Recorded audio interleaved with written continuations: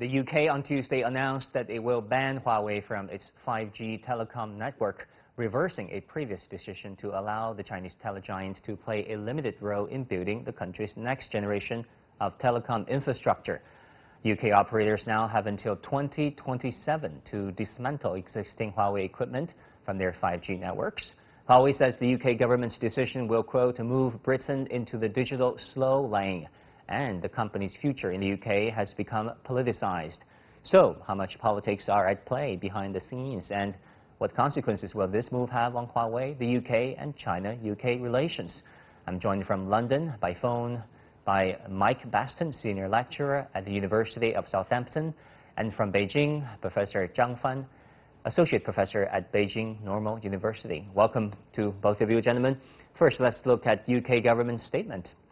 UK's Digital Culture, Media and Sports Secretary Oliver Dowden told lawmakers on Tuesday, citing US sanctions on Huawei, that, quote, given the uncertainty this creates around Huawei's supply chain, the UK can no longer be confident it will be able to guarantee the security of future Huawei 5G equipment from the end of this year. Telecoms operators must not buy any Huawei 5G equipment.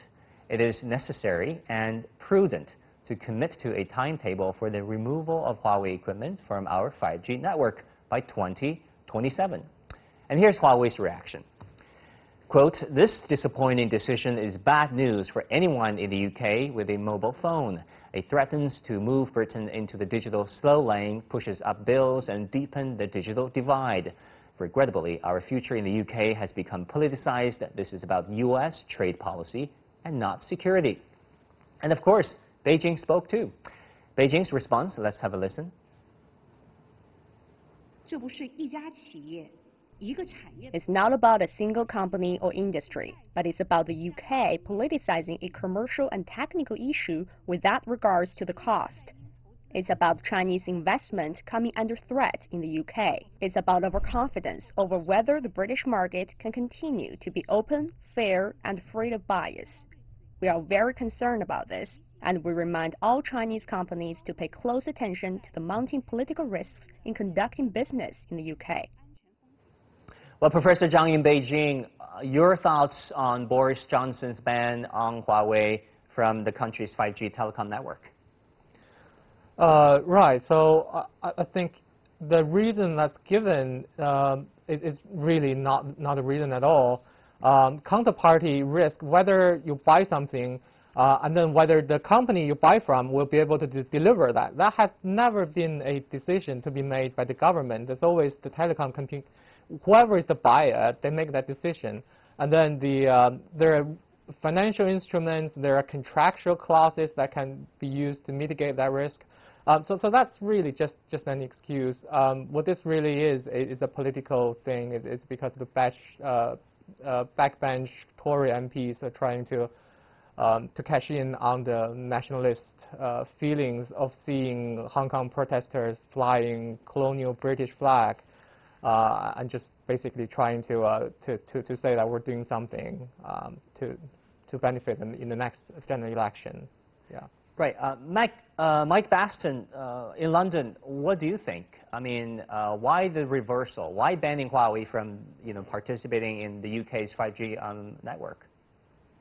Well, I'm in agreement with your other panelists. It's a dreadfully political decision that, unfortunately, is not a surprise. I think what I would add, it's for me, it's got not that much to do with America and following America. It's got more to do with the current Prime Minister's pretty fragile hold on power of his own party. How so? So he has an increasingly large number of vociferous backbench MPs who are not just unhappy and looking to fly the nationalist flag. I think that's part of it.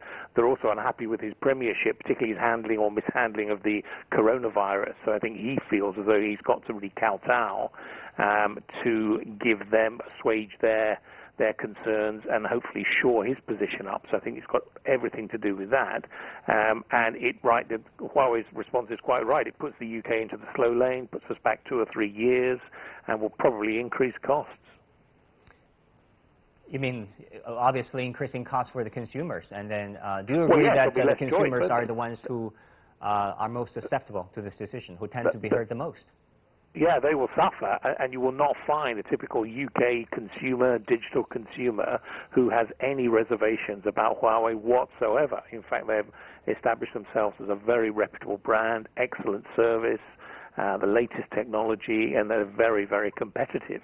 They're not just seen as a slightly cheaper model, as perhaps was the case going back a few years with Chinese brands. So it's a very, very much a success story that has really been sort of trampled on by a reckless government. Professor Zhang in Beijing, how do you look at the timetable that the UK operators are given advisory to? They're not able to buy any 5G network by the end of the year, but they're given 7 years from now to completely remove Huawei from their network. Why 7 years from now?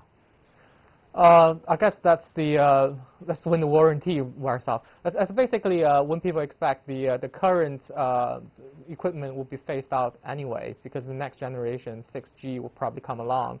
So essentially, this is a compromise with the telecommunications companies to say that the ban is basically saying that stop buying now, but you don't have to do much with what you already have. So clearly, then that can't be an urgent security threat that you have to deal with, right?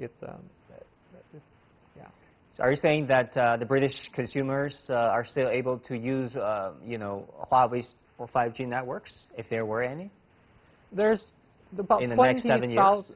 Yeah, there are about 20,000 base stations. That's a small number, but it's not negligible. Yeah.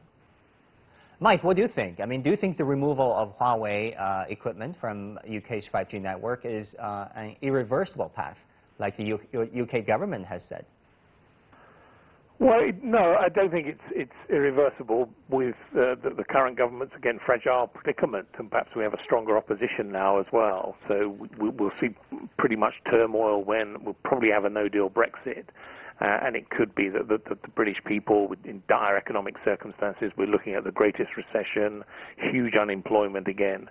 The British people could turn against this government, and a more modest, more moderate, more sensible government could reverse this decision. And the 5-year or the extended time period probably does allow for that. But I think I agree again with your panelists that it's really about assuaging the concerns of the telecoms industry, so they haven't got to panic and replace everything overnight. But again, it makes a mockery of this security threat when you're giving things such a long time period to come to fruition. But so I don't think it's irreversible.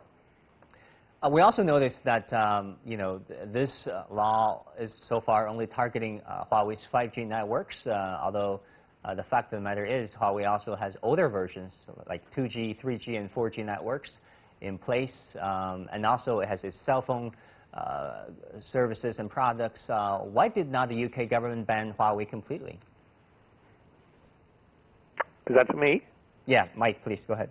Yeah, well, again, another paradox that only the government can answer. I think they're probably looking at just doing, I think the British government, the Prime Minister is doing as little as possible to assuage his backbench MPs, but not perhaps rip things up totally. So I can only think he's trying to find some sort of halfway house that perhaps doesn't pull down sort of negotiations and relations with China and Huawei completely and leaves the door, at least that's probably why.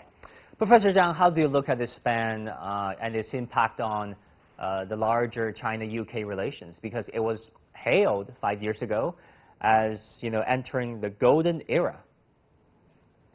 Right. So I hope this wouldn't be a turning point towards something terrible, because I personally like the UK, and I think the UK politics has been famous for being very pragmatic. It's a real politic, right?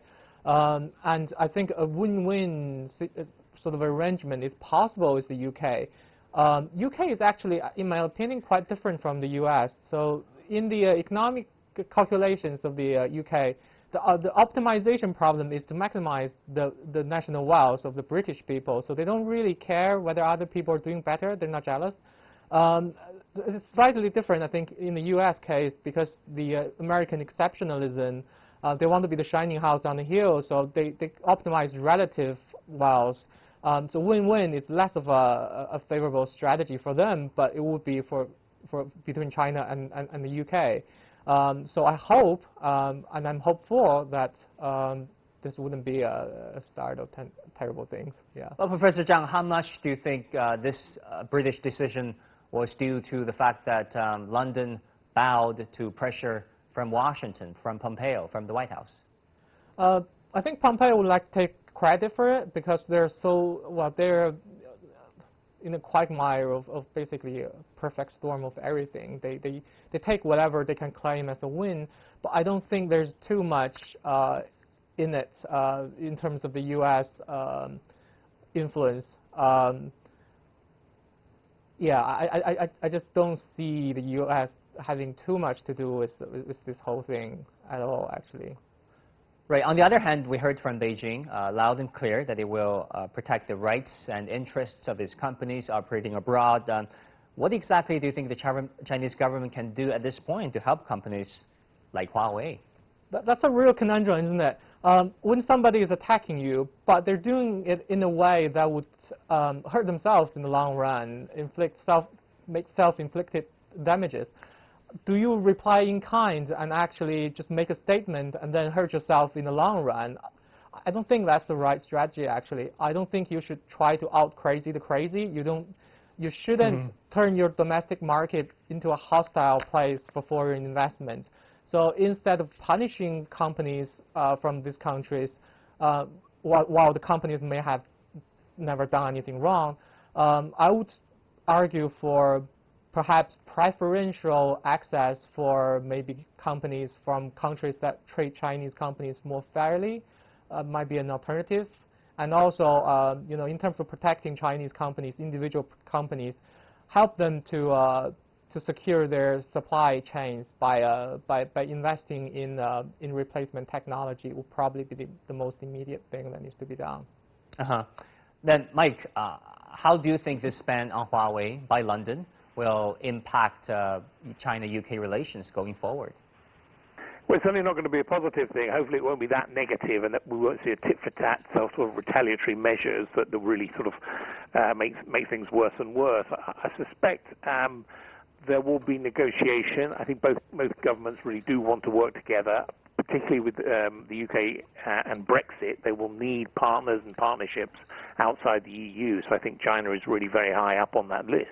So I think that there could be some repairs, I think soft negotiation, and possibly some preferential treatment by the British government towards other industries, other Chinese industries looking to export more to the UK. So some sort of partnerships across different industries. So I'm mildly optimistic. Again, I don't think it's got anything to do with the Americans at all, and the attitude is very, very different. This is very much about domestic politics and the power base that the current Prime Minister doesn't have. Hopefully, relations will be repaired.